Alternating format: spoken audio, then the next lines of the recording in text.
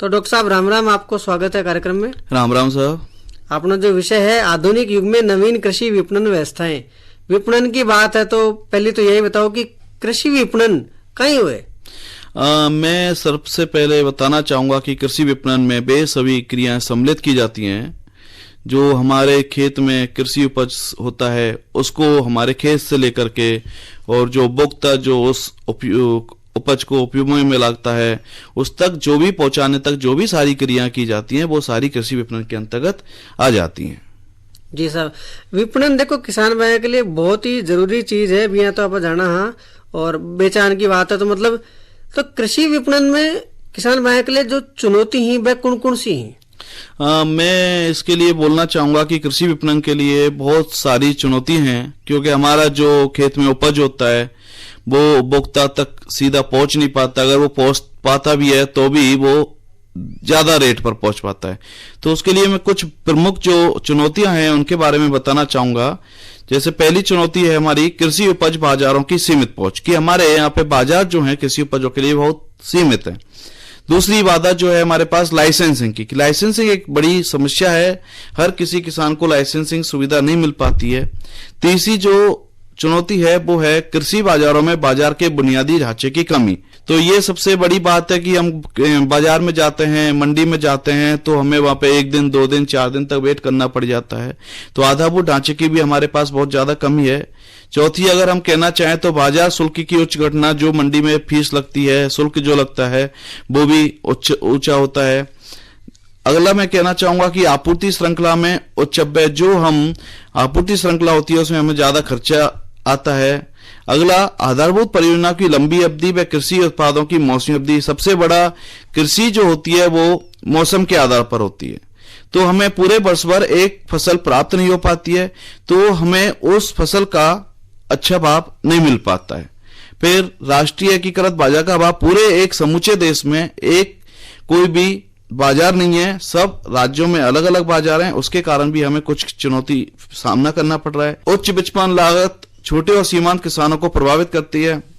मैं इसमें कहना चाहूंगा कि जो छोटे किसान हैं, सीमांत किसान भाई हैं, उनको इस समस्या से ज्यादा प्रभावित होना पड़ता है, उनको ज्यादा समस्या का चुनौती करनी पड़ती है क्योंकि उनके पास जो अपनी उपज होती है वो बहुत कम होती है और बाजार तक पहुंचाने में उसको बहुत बहुत दिक्कत आती है।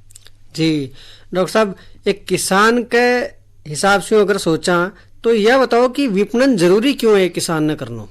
विपणन तो हम कह सकते हैं जैसे हमारे शरीर की आत्मा जरूरी है, उसी हिसाब से विपणन भी अगर हमने खेत में उपज पैदा की है तो विपणन को करना ही होगा, कि बिना विपणन के हम हमारे खेत में हुई उपज को हम उपभोक्ता तक, जो खाने वाले लोग हैं, उन तक पहुंचा नहीं पाएंगे। तो उसके लिए हम कह सकते हैं कि अच्छी विपणन प्रणाली एक सफल कृषि उद्यम के लिए बहुत ही आवश्यक है। किसान जो विविधता चाहते हैं कि बहुत अलग अलग उपज उगाना चाहते हैं, अलग अलग वैरायटी उगाना चाहते हैं, उसके लिए भी विपणन उत्पादन से ज्यादा महत्व रखता है। कि उत्पादन करके तो हम एक हमारे खेत में रख सकते हैं, लेकिन जब तक वो उपज हमारे उपभोक्ता तक नहीं पहुंच पाएगी, जब तक उस उत्पादन का कोई मतलब नहीं निकलता है, तो उत्पादन से ज्यादा हम विपणन की ज्यादा महत्ता पर ध्यान देंगे। फिर जो मौजूदा विपणन व्यवस्था जो है, माध्यम जो है कि नई नई उपजों के हिसाब से छोटे निर्माता को भी अच्छी तरह से समायोजित नहीं कर पाती है। जी डॉक्टर साहब, पारंपरिक खेती जो है भी पर किसान आज भी चल रहे हैं, पारंपरिक तौर तरीका में खेती करे जा रही, तो पारंपरिक तरीका जो कृषि विपणन भी चल रहे है तो इन्हें मतलब की तरीके से आपा देखा?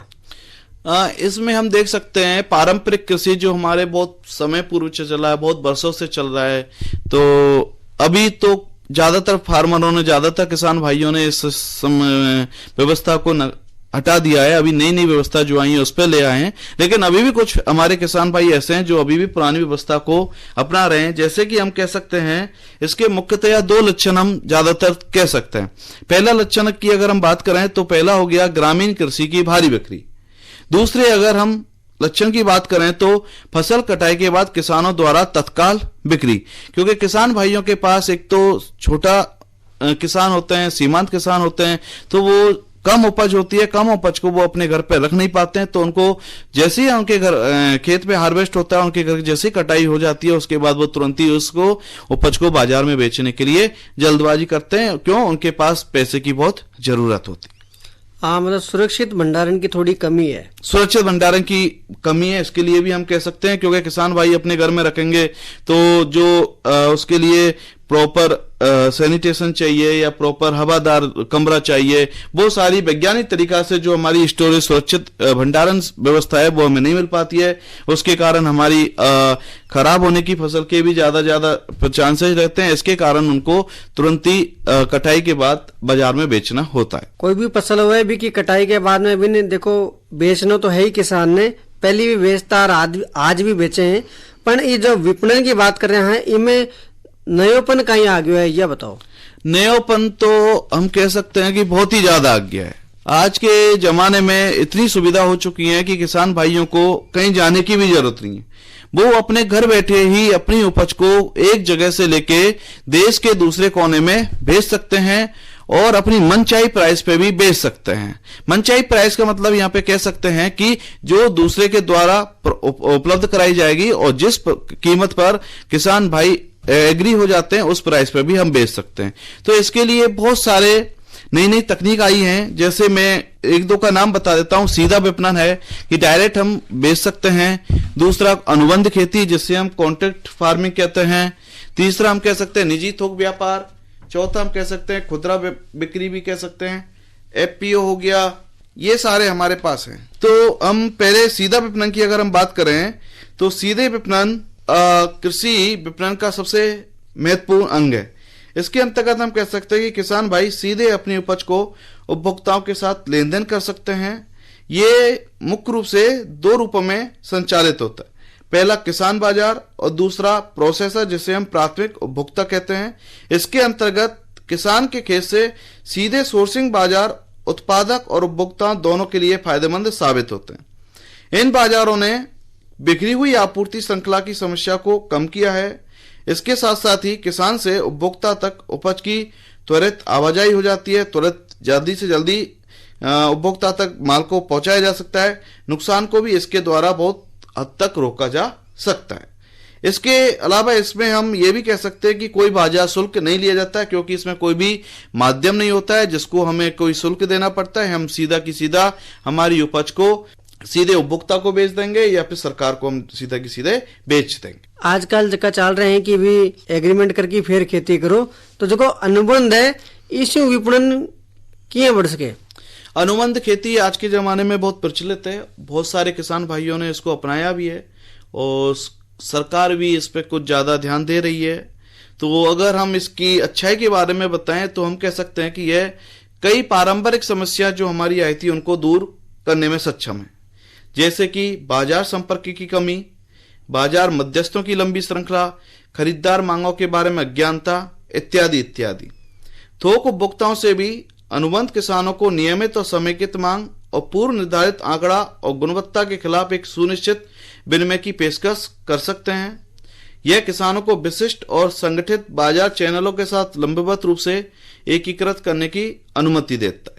इसके अंतर्गत हम ज्यादा से ज्यादा कह सकते हैं कि इसमें किसान भाइयों को कोई भी समस्या का सामना यूं नहीं करना पड़ता, क्योंकि पहले से ही अनुबंध हो जाता है। जिस कीमत पर अनुबंध होता है, जितने क्वांटिटी का मांग का अनुबंध होता है, वो जो भी अनुबंध किसान भाइयों के साथ कर रहा है उसको कीमत चुकानी होगी और उतना उसको क्वांटिटी या मात्रा जो है उनको किसान भाइयों से खरीदनी ही होती है। अब थोक व्यापार तो देखो, क्योंकि सीधे खेत से और किसान से संबंधित है, फसल से संबंधित है, तो थोक व्यापार भी विपणन में सहायक है कि?